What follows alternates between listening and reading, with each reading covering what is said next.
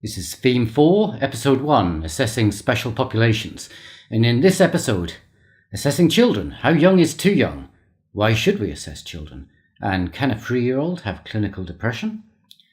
And would you let someone call your kid dumb? And why do people get angry when you start screening kids? All that and more coming up.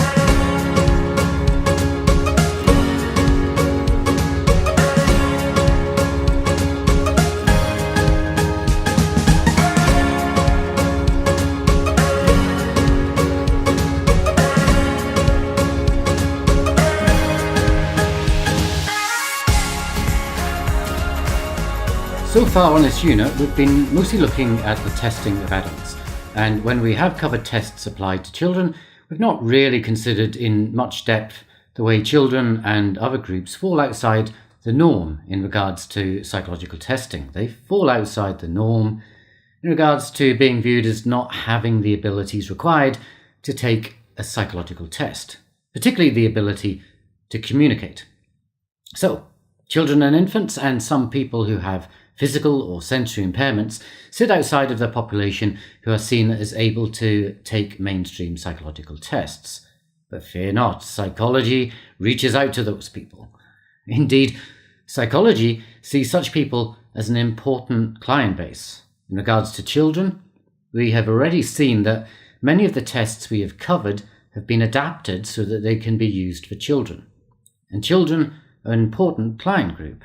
If our psychological tests are valid and reliable, our tests might give us the information that we can use to predict the type of adults those children will likely grow up to be. And if we don't like the look of the adult we believe those children are likely to be, we can create programs to divert their development, to channel them into becoming an adult that we would like them to be.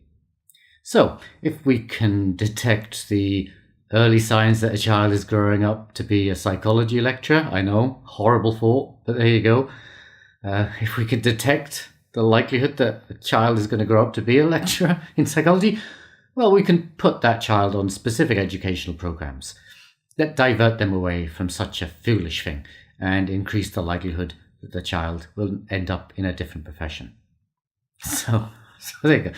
So our psychological testing of children can act as a kind of warning system, an early warning system, so that a potential problem can be diverted. If the child looks likely to acquire a problem later in life, that problem could be prevented with the appropriate intervention. It can also be used, the psychological tests can be used to identify a child's potential, so that programs can be put in place to develop that child's potential. Now, is this looking a bit scary to you? Just think of the 2014 film Divergent. I don't know if you've seen that film, but if you have, think about that film as an example. It's a sci-fi film with the main character, Trish Pryor, lives in a world in which society is divided into 5 factions, and each person enters adult. As each person enters adult, they must choose which faction they wish to belong to. And each faction determines the sort of job you will do, also the sort of person you will become, your personality. If you haven't seen the film, or you've seen it a while ago, have a watch of it and put your psychological assessment goggles on, because that film actually says some kind of interesting things in relation to personality theory, for example. Yes, hard to believe, but people actually feel strongly about this stuff, so much so that they make movies about it. They just don't mention the words personality theory in the title or in the movie marketing material. That's no one would want to go and see it. Anyway, back to the point we're on. So assessing populations also includes a focus on children and adults with impairments. Here, the focus might be more on diagnosis and about addressing immediate problems a person is experiencing, like getting a fuller understanding of the nature of the impairment someone has, so that we can provide systems of support to improve that person's quality of life, or maybe to provide the type of services that would enable that person to become a fully contributing member of society, i.e., find out what sort of occupation they might be suited for.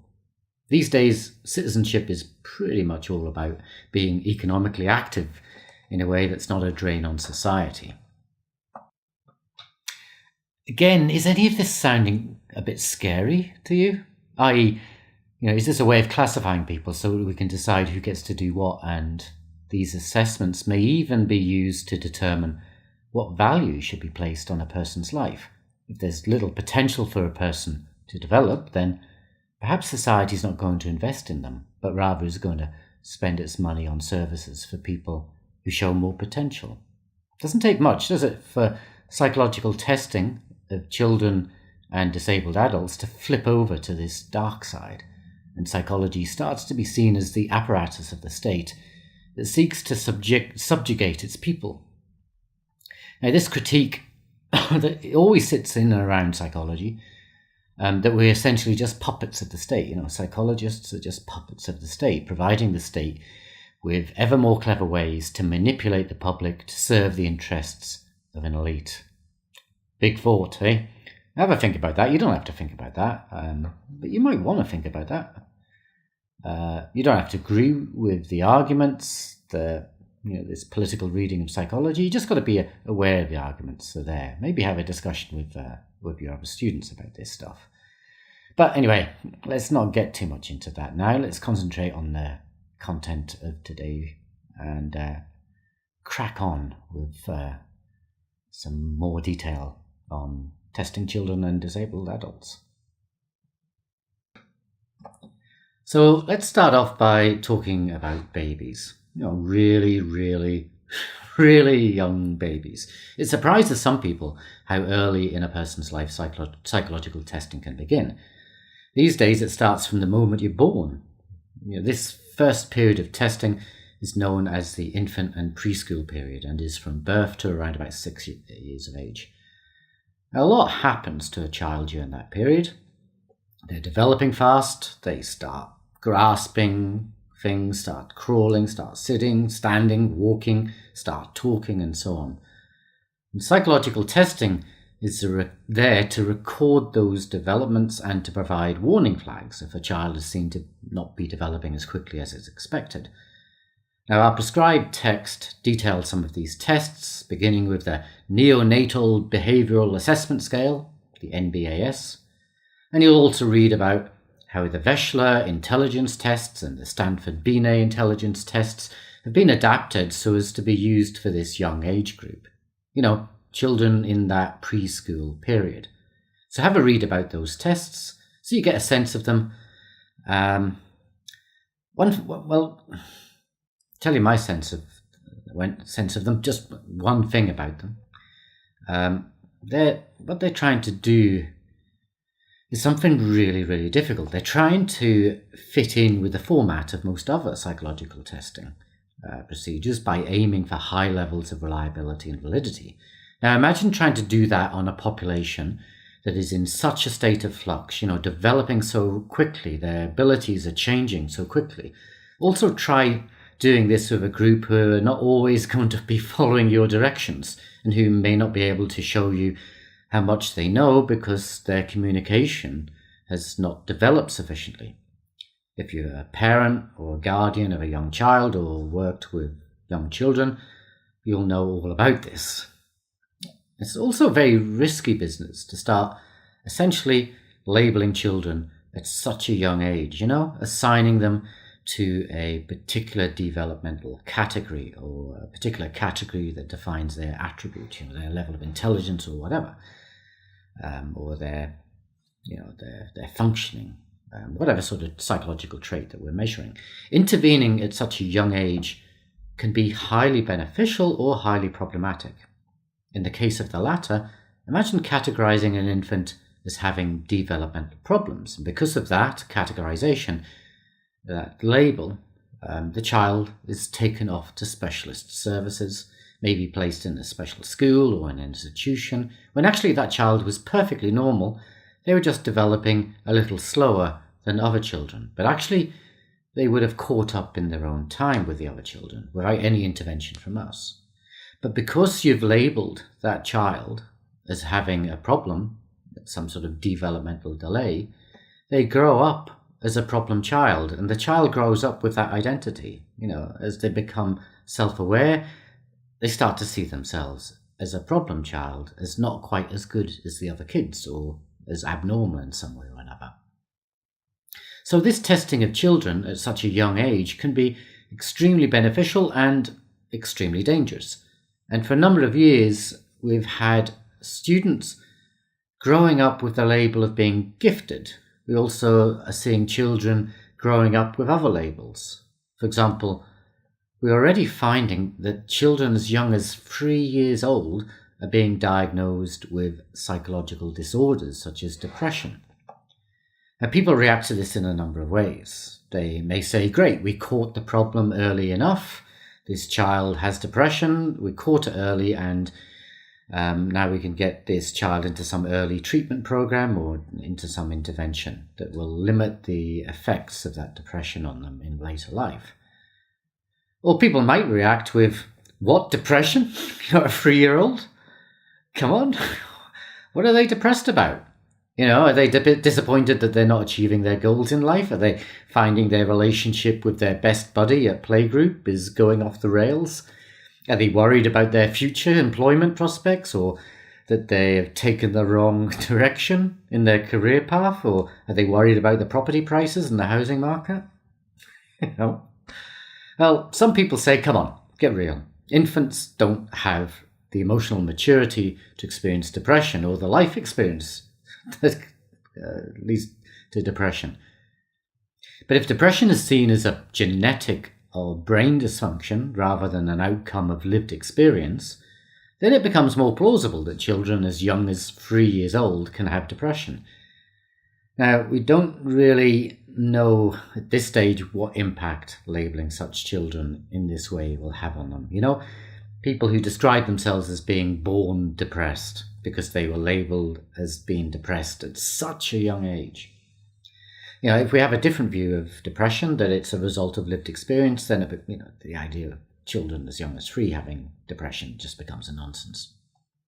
Now, parents do get really upset from time to time at having their kids assessed at such a young age, and not just in relation to mental health, but also in relation to intelligence.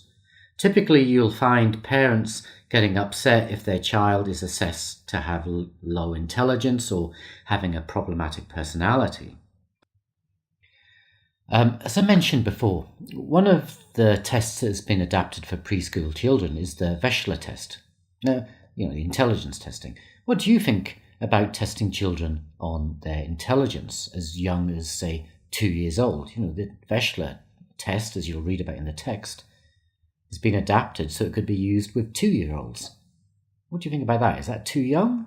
Or is it good that we're testing them at such a young age, which means that if we see a problem, we can intervene at a much earlier stage? Have a think.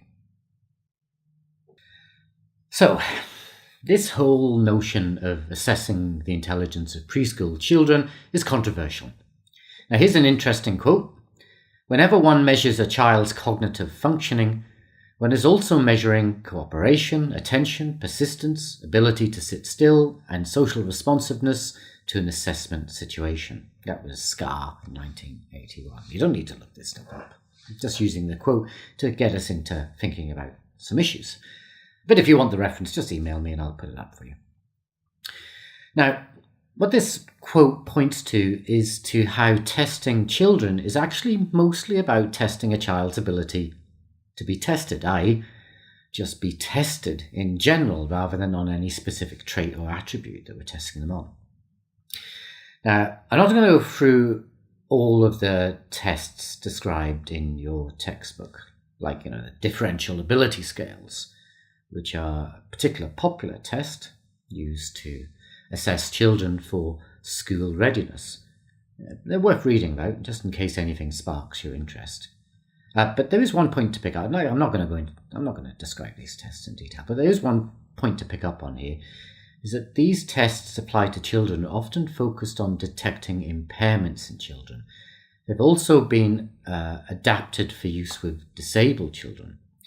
So we see a bit of crossover here between testing of children and testing of disabled people. We're going to talk about disability issues in episode 2. But let's talk a bit about school readiness assessments as a way of closing off on this episode. Now, when you think about the key public institutions that young children, when you think of the key public institutions that young children attend, you think of school. Schools are the institution that is seen to benefit from the assessment of children. Such assessments can help determine the effectiveness of a school's teaching programs, to guide the development of learning services in the school, but also to help schools screen out those children who the school believes will not fit into their organisation. They're the wrong sort of pupil. Screening for school readiness has become very popular, but is very controversial. Parents can get very angry when the results of a screening process is that their child's entry into the school system is delayed, or the child is held back a year, or the child is not allowed into the parent's preferred school. Now here's a quick video I'm just going to show you. It's not a quick video, I'm just going to show you a little snippet of it. Just play a bit at the start, just so you can see these angry parents and someone else talking about some of the problems with screening assessments for children.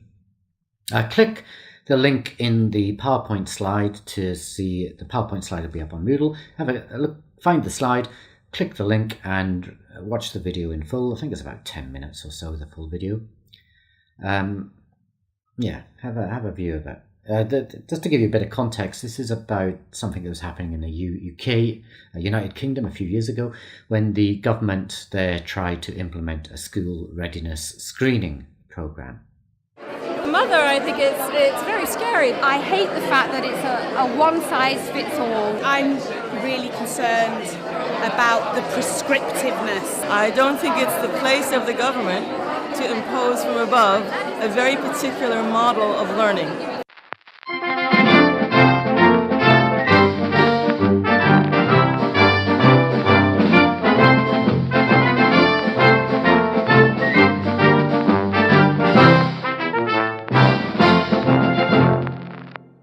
If we look at what the EYFS is actually demanding that people like me are objecting to, I think the first thing that's important is to realise that it's only a very small part of the EYFS. A lot of it is brilliant.